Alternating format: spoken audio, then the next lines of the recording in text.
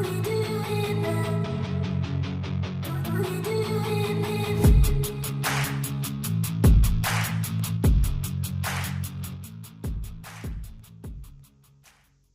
everyone, Assalamu alaikum, Namaste, Sat Shri Akal. Welcome back to your YouTube channel. This is me, Saima Pirzada, and you're watching Saima Pirzada Reaction channel. तो कैसे हैं आप लोग?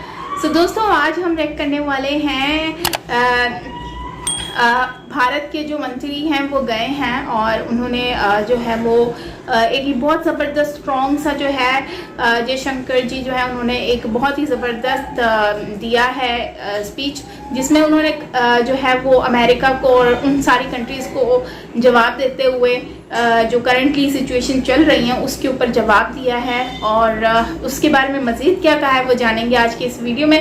Original video का link आपको नीचे description में मिल जाएगा। So let's start the video.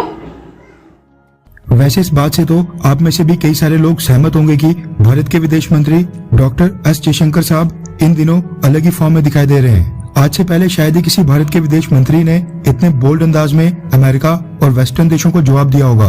पिछले काफी दिनों से रशिया यूक्रेन मसले के ऊपर भारत के रोल को लेकर पूरी दुनिया में चर्चा हो रही थी, जिसमें भारत को लगातार टारगेट किया जा रहा था और कहा जा रहा था कि भारत रशिया का साथ देकर इतिहास की गलत साइड के ऊपर खड़ा है। डॉक्टर एस जयशंकर साहब तो पिछले कल बांग्लादेश निकल गए, लेकिन बांग्लादेश रवाना होने से पहले उन्होंने रायसीना डायलॉग्स के कार्यक्रम में वेस्टर्न और यूरोपियन देशों को बुरी तरह एक्सपोज कर दिया।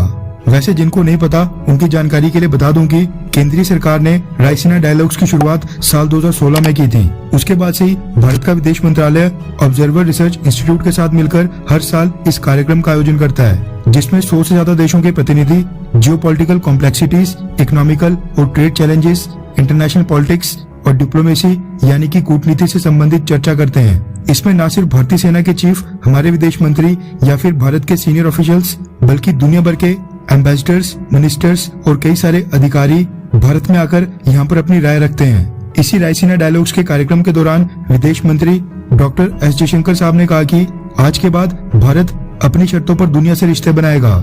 इसमें भारत को किसी की सलाह की जरूरत नहीं है। जयशंकर ने कहा कि दुनिया को खुश रखने की जगह हमें इस आधार पर दुनिया से संबंध बनाने चाहिए कि हम कौन हैं और भारत की क्या ताकत है।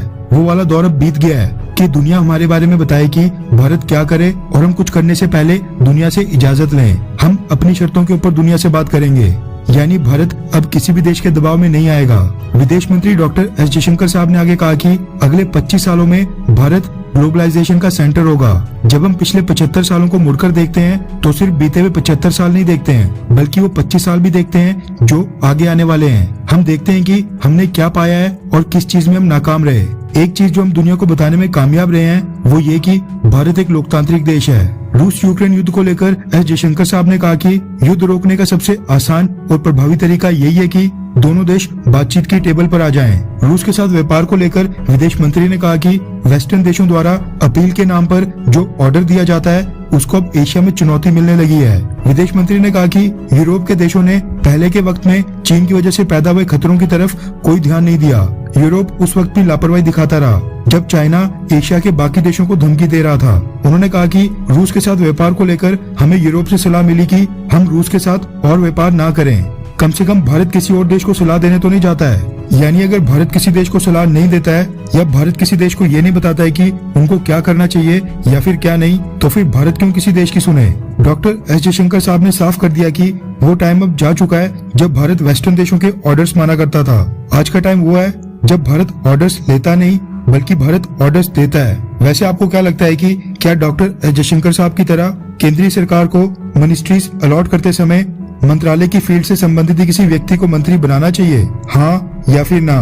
नीचे कमेंट करके अपनी राय जरूर बताएं। दोस्तों, ये हमारा आज का वीडियो जिसमें बेसिकली हिंदी नॉलेज शो का ये वीडियो है और इसमें जो है वो जयशंकर जी जो हैं उन्होंने अमेरिका को बहुत ही ज़बरदस्त आंसर किया है। मुझे लगता है कि ये बहुत ही ज़बरदस्त था क्योंकि ये लोग समझ रहे हैं कि अब वो पहले वाले 1947 से पहले वाले ही सारी बातें चल रही हैं, लेकिन उनको ये अब आइडिया नहीं है कि अब वक्त चेंज हो गया है, समय के साथ हर चीज़ चेंज हो जाती है।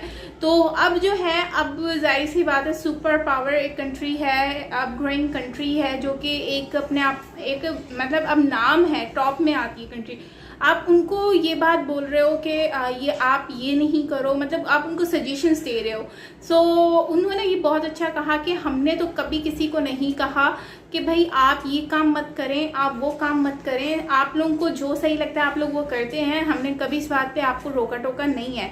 तो फिर आप लोग हमें कौन होते हैं जो हमें टोकें? जाहिर सी बात है जो है वो रशिया के साथ जो इनका इशू चल रहा है वो एक अलग बात है, लेकिन अगर ये लोग उनसे कुछ बाय कर रहे हैं या उनको कुछ भेज रहे हैं तो इसमें ना तो किसी का कोई राइट बनता है, क्योंकि ये लोग अब वो समय तो रहा नहीं कि ये लोग किसी को जो है वो उनका ऑर्डर लें, क्योंकि उन्होंने ये बात हाईलाइट भी की है कि अब वो वक्त नहीं रहा कि जिसमें हम लोग इनसे कि कोई हमें ऑर्डर दे, अब हम दूसरों को ऑर्डर देते हैं, विच मीन इज़ दैट कि उन्होंने क्लियरली बोल दिया है कि अब हम किसी की सुनने वाले नहीं हैं। सो हम वही करेंगे जो हमें अच्छा लगता है और हम वही करते रहेंगे। सो गाइज, आपका क्या कहना है इसके बारे में ज़रूर शेयर कीजिएगा कमेंट सेक्शन में।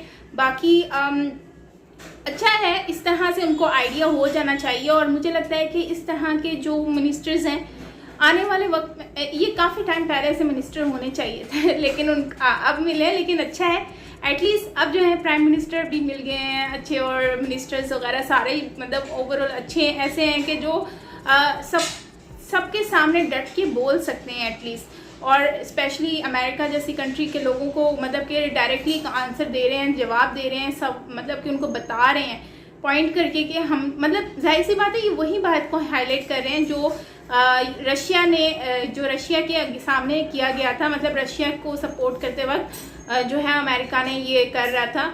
अभी रिसेंटली उन्होंने शिप भी रुकवा दिया था जो कि रशिया में जाना था, तो वो वहीं पर ही रुकी हुई है, ना वो वापस भेज रहे हैं ना रशिया भेज रहे हैं, और उसके एक्स्ट्रा चार्जेस भी पे करने का बोल रहे हैं, विच मीन इज़ दैट कि वो लोग पूरी कोशिश कर रहे हैं कि बस उन लोगों की वो राज चले जो 1947 से पहले चला करती थी।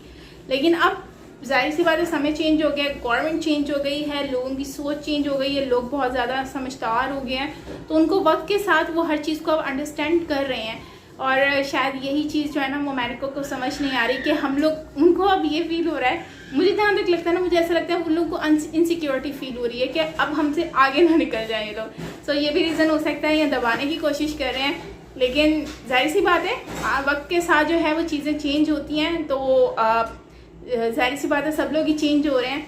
और मुझे लगता है कि बहुत ही ज़बरदस्त आंसर था जो कि इन्होंने जयशंकर जी ने दिया, और इस तरह से जो है सबको पता चल गया होगा कि भाई इन फ्यूचर जो है पंगा नहीं चंगा। So like that. सो आपको क्या कहना है इसके बारे में ज़रूर शेयर कीजिएगा कमेंट सेक्शन में। बाकी मिलते हैं नेक्स्ट वीडियो के साथ, till then take care, bye bye.